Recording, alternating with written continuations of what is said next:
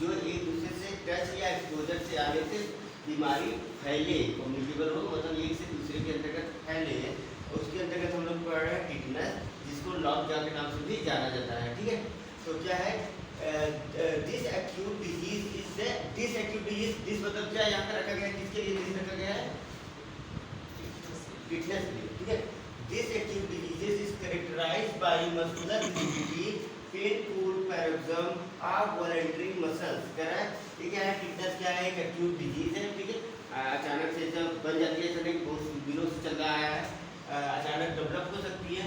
साथ में इसका करेक्टर क्या दिखेगा, करेक्टर मतलब क्या लक्षण आएंगे, उसमें मस्कुलर रिजिडिटी मतलब मसल्स क्या है, रिजिड हो जाएगा, खड़ा हो जाएगा। ठीक है, उसमें जैसे मरने के बाद जैसे रिजिड हो जाता है, नहीं मुड़ता है, उसे रिजिडिटी देखने को मिलेगी।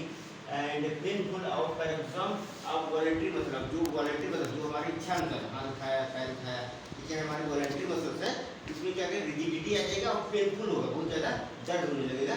ठीक है, अब इसका करें पॉजिटिव एजेंट, और क्या है फैटल होता है, बहुत घातक होती है हमारे पॉजिटिव एजेंट। आखिर ये फैलता कैसे, टिटनस फैलने का कारण क्या है, जो कम्युनिकेबल है और बहुत फैटल है, इसका कारण क्या है। ठीक है, it is caused by exotoxin of Clostridium tetani, पूछता है क्लोस्ट्रीडियम टिटनस किस वजह से होता है, क्लोस्ट्रीडियम टिटेनी। ठीक है, क्लोस्ट्रीडियम टिटेनी क्या है, बैक्टीरिया है। कौन सी बैक्टीरिया है, ग्राम पॉजिटिव बैक्टीरिया है, जो कि स्पोर्स लिया रहता है, स्पोर क्लियरिंग मतलब छोटे छोटे दाने उसके अंदर रहते हैं। ठीक है, उसका एक्सोटॉक्सिन होता है ना, क्लोस्ट्रीडियम टिटेनी बैक्टीरिया है, ग्राम पॉजिटिव है, जिसके स्पोर्स रहते हैं, और वो क्या है उसमें स्पोर्स बियरिंग लिया रहता है, और क्या एक्सोटॉक्सिन होता है, उसको मतलब विष छोड़ता है। जैसे कुछ है बैक्टीरिया, वो मरेंगे तो उसके अंदर विष रहेगा, ये क्या है प्रोड्यूस करता है, विष निकालता है। ठीक है, विष बाहर निकलता है, उसकी वजह से ऐसा होता है, टिटनस क्रिएट होता है, क्लोस्ट्रीडियम टिटेनी बैक्टीरिया की वजह से होता है। ठीक है, exotoxin of the organism is called the tetanospasmin. अब जो उसका एक्सोटॉक्सिन है, जो बाहर का विष जो निकालेगा, शाम निकालेगा क्या, जो विष छोड़ता है बाहर, उसको क्या कहते हैं, वेनम कहते हैं ना, वेनम जहर कहते हैं। तो ऐसा जो बैक्टीरिया है क्लोस्ट्रीडियम टिटेनी, जो विष बाहर निकाल रहा है, मतलब जो जहर छोड़ रहा है, इसको टिटेनोस्पाज्मिन कहते हैं, टिटेनोस्पाज्मिन के नाम से जाना जाता है। उसके एक्सोटॉक्सिन, उसका जहर को टिटेनोस्पाज्मिन कहा जाता है। The spore germinate under the anaerobic condition and produce exotoxin। क्योंकि जो ग्राम पॉजिटिव बैक्टीरिया है, वो स्पोर ले रहे हैं, छोटे छोटे दाने जैसे स्ट्रक्चर रहते हैं, स्पोर्स रहते हैं, तो वो क्या रहता है, वो जर्मिनेट करते हैं। जैसे एक क्या है, मटर है, मटर क्या है, स्पोर लिए रहता है, मटर फ्लो कई मटर रहेंगे। ठीक है, वैसे ही बहुत सारे इसके जैसे हो गया आपका कॉटन, देखो ना, कॉटन जब फूटता है तो बहुत सारे निकलते हैं बीज, वैसे ही स्पोर्स रहते हैं, और स्पोर क्या है, जर्मिनेट करते हैं। कहाँ जर्मिनेट करेंगे, फिर और पनपेंगे अपने और बढ़ाएंगे संख्या में, तो कहाँ पे एनाएरोबिक कंडीशन में। एनाएरोबिक कंडीशन ऐसा हो जहाँ ऑक्सीजन की जरूरत नहीं है, वहाँ पे वो ग्रो कर जाता है। ठीक है, जैसे पेट में हमारे शरीर में है, जहाँ ऑक्सीजन नहीं है वहाँ पे ग्रो कर जाएंगे, ऑक्सीजन की सफिशिएंट मतलब सफिशिएंट नहीं है, ये एनाएरोबिक कंडीशन में डेवलप कर जाते हैं, उसको कहेंगे एनाएरोबिक कंडीशन कहलाएगा, जहाँ पे ऑक्सीजन की जरूरत नहीं है वहाँ पे डेवलप कर जाएगा। ठीक है, अभी जब मोमबत्ती जलेगा ऑक्सीजन की जरूरत पड़ेगी, तो डर तो नहीं है, जबकि ये एनाएरोबिक कंडीशन है जहाँ ऑक्सीजन नहीं है, मड कीचड़ में ऑक्सीजन की कमी रहती है, वहाँ पे जो करेगा वो एनाएरोबिक कंडीशन कहलाएगी। ठीक है, कुछ प्लांट ऐसे होते हैं जो मड में कीचड़ में उगते हैं। ठीक है, कीचड़ में उगते हैं, जबकि वहाँ पे क्या रहती है, ऑक्सीजन की कमी रहती है, ऑक्सीजन की कमी रहती है कीचड़ वाले में, लेकिन वहाँ पे ग्रो करते हैं। तो उसमें क्या एराइल रूट होता है, एराइल रूट पाया जाता है। एराइल रूट मतलब उनका जो रूट होता है, पेड़ों को देखो ना, उसका जड़ जो है ऊपर निकला रहेगा, जड़ ऊपर आएगा। क्यों, क्योंकि जड़ जमीन के अंदर से ऑक्सीजन नहीं मिल रहा है, क्योंकि वो कीचड़ है, कीचड़ में ऑक्सीजन की कमी है, उसका रूट जो है एराइल आगे बाहर आके वहाँ से ऑक्सीजन लेता है। ठीक है, तो ऐसा कहीं कहीं देखने को मिलता है, कोई वैसे ही डेवलप कर जाता है। ठीक है, तो वैसे ही मतलब बिना ऑक्सीजन में ये स्पोर्स डेवलप करते हैं। अब कह रहा है मोड ऑफ ट्रांसमिशन, अगर ऐसा है, ये सब कंडीशन है, ये बैक्टीरिया है, तो एक लोग को अगर हो गया ऐसा कंडीशन, तो कैसे एक टिटनस दूसरे को कैसे ट्रांसमिट होगा। ठीक है, मोड ऑफ ट्रांसमिशन क्या माध्यम है ट्रांसमिशन का, एक से दूसरे में जाने का। कह रहा है by contamination of wound with tetanus spores present in the soil or the dust from the hot stump और।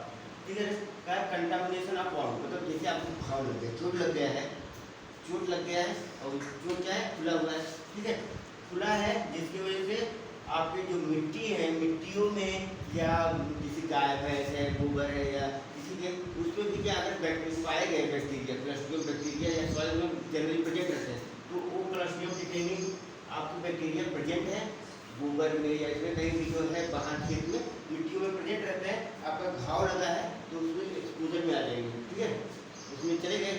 उसी तो क्या करें क्योंकि है बाहर से रुका हुआ है लेकिन कहीं कटा हुआ है तो उसके अंदर घुस जाएंगे, कहीं जहाँ धंस गया या इसमें कुदाल चला हुआ था, फंसा चला हुआ था, कट गया कहीं लगा है क्योंकि उसमें मिट्टी भी लगा है और कट गया उसमें उसको एंट्री कर जाए, इसलिए कहते हैं कि लोहा से लगवाते तो नस के सुई लगवाए, ठीक है, क्योंकि उसमें वो मिट्टी से एक्सपोजर में रहता है तो डायरेक्टली हो सकता है।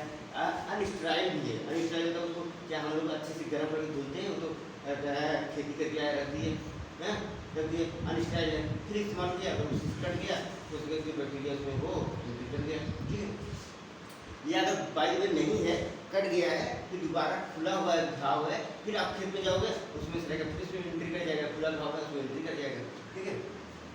तो अगर है ये कारण हो सकता है कि खुला घाव है, आप खेत में गए, सॉइल के संपर्क में आए या किसी गाय भैंस के गोबर के कंटेक्ट में आए, धूल धक्कड़ के कंटेक्ट में आए, तब भी चांसेस है कंटामिनेशन होने का। फिर कह रहा है injuries due to the abrasion, injury due to the abrasion मतलब एब्रेशन मतलब क्या होता है, जैसे कोई हमको देखिए ऐसे घिस दिया तो क्या हुआ, छिल गया एब्रेशन कहलाया, ठीक है, कोई ढकेल के छिला गया तो एब्रेशन कहलाया। तो एब्रेशन की वजह से इंजरी ड्यू टू एब्रेशन हो तो वो भी खुल गया है, एक्सपोजर हो गई इसकी, खुल गया है। पंचर ऑफ वाउंड मतलब पंचर कर दिया गया, पंचर होता है जैसे साइकिल पंचर हो जाएगा वैसे पंचर हो जाएगा, सुई छूट गया, सुई कोई छूट दिया, ठीक है, या जो सिलने वाला है सुई वो धंस गया, ठीक है, या कोई लोकीला खीरा धंस गया तो क्या पंचर हो गया, ठीक है। तो पंचर वाउंड कोई घाव को पंचर करके या थोड़ा है उसको पंचर कर दिए, ठीक है, एक बात तुरंत है उसको पंचर कर दिया उसमें बैक्टीरिया बर्न हो गया, जल गए तो आपका स्किन ऊपर वाला हट गया जो कि प्रोटेक्शन करता था बैक्टीरिया से, अब वो हट गया है, स्किन अब क्या है डायरेक्ट एक्सपोज आ गया, खुल गया है, स्किन खुल गया है, तब भी चांसेस होंगे बैक्टीरिया ग्रो करने के, ठीक है। ह्यूमन बाइट या कोई इंसान काट लिया तब भी खुल गया है, उसकी वजह से भी हो सकता है। एनिमल बाइट, ठीक है, एनिमल बाइट या कोई जानवर काट लिया उसके अंदर है अगर ऐसा है तो भी क्या सकता है। स्टिंग मतलब कोई जैसे मच्छर है, मस्कीटो है, अगर उसके काटने से होता है उसमें नहीं फैल जाएगा, मतलब काटेगा तो खुल जाएगा तो उसमें हो सकते हैं चांसेस एंट्री करने के, ठीक है। आफ्टर अनस्टेराइल इंजेक्शन मतलब साफ सुथरा इंजेक्शन अगर नहीं लगा उसमें हो सकता है टिटनेस हो तो हो सकता है उसकी वजह से। वैक्सीनेशन टीकाकरण हो रहा है, सबको टीका लग रहा है, डीपीटी का लग रहा है, बीसीजी का लग रहा है, अगर वो कहीं हॉस्पिटल में अच्छे से नहीं रखा गया है, स्टेराइल नहीं है, वो लग रहा है बच्चों को तो वहाँ भी चांसेस होंगे फैलने के, ठीक है। क्या हो गया, खुला घाव हो गया तब चांसेस बनते हैं, जल गए हो तब बन सकते हैं, ऑपरेशन होगा घिस गया है तब बन सकते हैं, ह्यूमन बाइट, एनिमल बाइट, ठीक है, और वाउंड पंचर हो सकता है, अनस्टेराइल इंजेक्शन हो सकता है, ठीक है, ये सब कारण हो सकते हैं आपको फैलने का माध्यम कि बैक्टीरिया उसको ग्रो करे या एंट्री कर जाए, ठीक है। इट में result from surgical called post operative tetanus, it में रिजल्ट फ्रॉम सर्जरी, ठीक है, अगर सर्जरी से होता है तो पोस्ट ऑपरेटिव टिटनेस, सर्जरी के बाद अगर टिटनेस होता है तो पोस्ट ऑपरेटिव टिटनेस है, मतलब सर्जरी हो गया तो सर्जरी के बाद टिटनेस डेवलप हो गया, मतलब हो सकता है इंक्यूबेट अच्छे से स्टेराइल नहीं किया गया है उसकी वजह से टिटनेस डेवलप हो गया तो पोस्ट ऑपरेटिव सर्जरी टिटनेस रहेंगे।